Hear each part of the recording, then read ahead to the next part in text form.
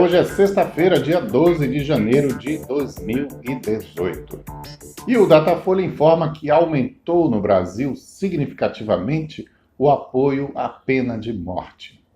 Desde 1991, o Instituto já fez algumas pesquisas sobre esse assunto, e lá naquela época, a favor da pena de morte eram 48% dos entrevistados. O apoio cresceu para 55%, depois começou a cair um pouco, 54%, 48%, voltou a subir 51%, chegou de novo em 55%, isso já em 2007. No ano seguinte, 2008, eram 47%, o Datafolha nunca mais fez pesquisa sobre esse assunto, mas voltou a fazer agora, no final do ano passado, e os resultados foram divulgados somente agora, e deu 57% dos entrevistados favoráveis à pena de morte. Só quero lhe dizer que se você tem esperança de que a pena de morte vai fazer alguma diferença na segurança pública do Brasil, eu lamento lhe informar que não vai fazer, não. Primeiro, aprovar a pena de morte não significa que a gente vai estabelecer agora uma execução em massa de prisioneiros, como muita gente até gostaria de ver. Para uma pessoa ser condenada à pena de morte, ela vai ter que passar por todo um processo. Normalmente, entre o crime e a condenação no Brasil, demoram anos. Por outro lado, a pena de morte no Brasil já existe, está aí institucionalizada quase. É um homicídio em cima do outro, é um dos países no mundo onde mais se mata. E muitos dos que morrem são realmente pessoas envolvidas com a criminalidade, ou como usuário de droga, ou como traficante, ou como membro de uma quadrilha que tem seus rivais, ou porque cometeu pequenos delitos e foi executado por algum esquadrão da morte. Mas isso adianta alguma coisa? Alguém está vendo a nossa criminalidade ser reduzida por conta dessas execuções incontáveis, constantes, permanentes?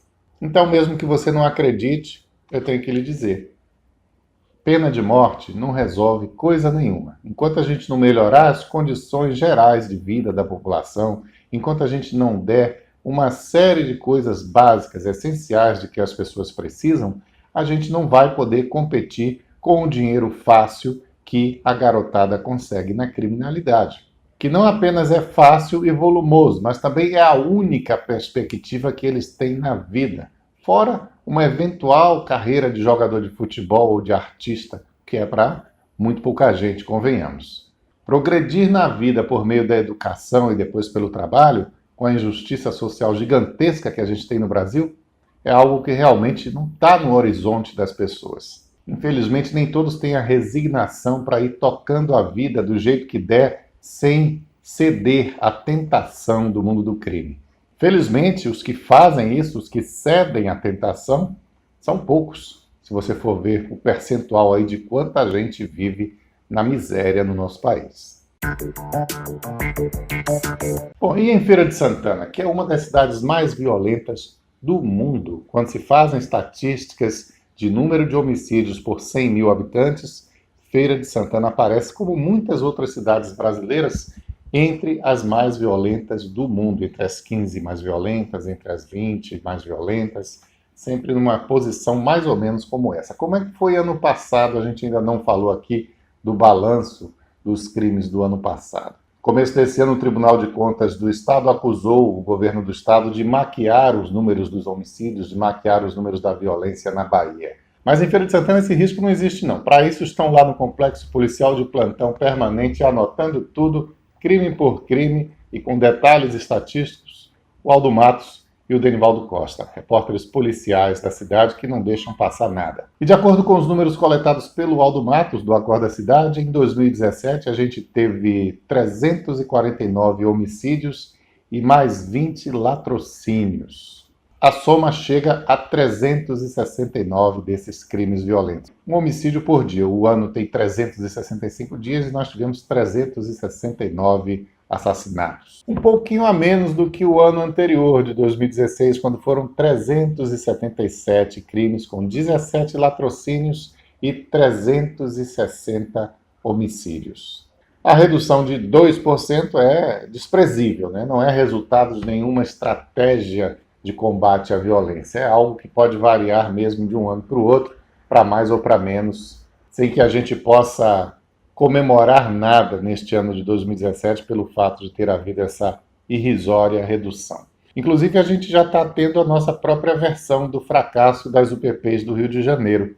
Porque as bases comunitárias da Rua Nova e do Jorge Américo fizeram bastante diferença logo que foram implantadas. Mas esses bairros já estão novamente entre aqueles que tiveram o maior número de homicídios. Jorge Américo ficou em terceiro lugar, perdendo para Mangabeira e Conceição, com 16 assassinatos. E a Rua Nova teve 12 assassinatos, o que garantiu, entre aspas, a ela a posição de sexto bairro com maior número de homicídios em Feira de Santana em 2017.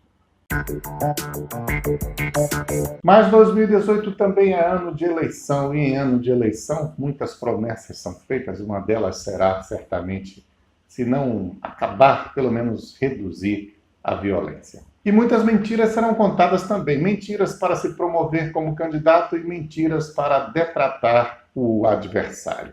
E o TSE disse que está preocupado com o assunto. A página de política do UOL traz a seguinte notícia: Justiça pode punir quem publicar fake news em redes sociais nas eleições. Só que esta é uma fake news sobre fake news. Olha aí o primeiro parágrafo da informação. O combate às chamadas fake news, notícias falsas em inglês, terá um novo capítulo nesta eleição. O usuário de redes sociais que publicar ou compartilhar notícias falsas poderá ter o conteúdo retirado do ar. A previsão consta das resoluções publicadas pelo TSE para a campanha deste ano e é mais uma ação da Justiça Eleitoral no cerco às notícias falsas. Mas espera aí. Punir quem publicar fake news, é o que dizia na manchete. E depois, o usuário que publicar ou compartilhar notícias falsas poderá ter o conteúdo retirado do ar? Que punição é essa? Que punição é essa? Grande punição. Então, por isso que eu estou dizendo, fake news sobre fake news. E ontem foi o dia da lavagem do Bonfim.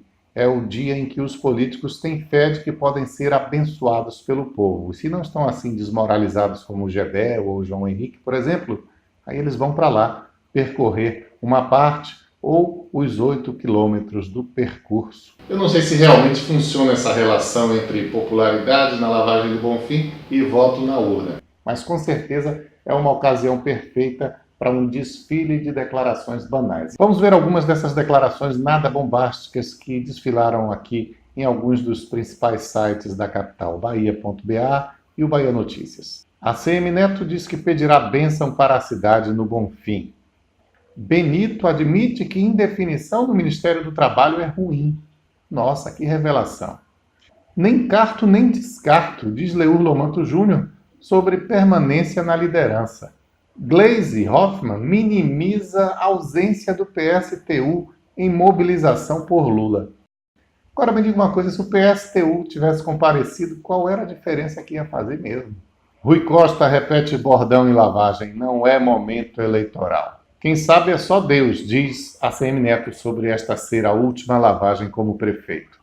E no Bahia Notícias, movimentos sociais defendem candidatura de Lula.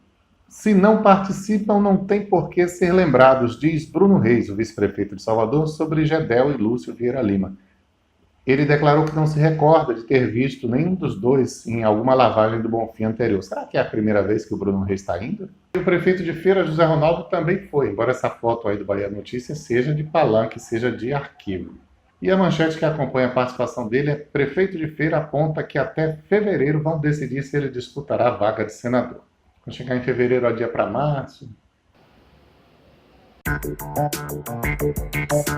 E para encerrar, um recado aos descrentes que não acreditavam no BRT. Pois bem, o BRT já foi até inaugurado essa semana. Olha aí a estação sendo inaugurada.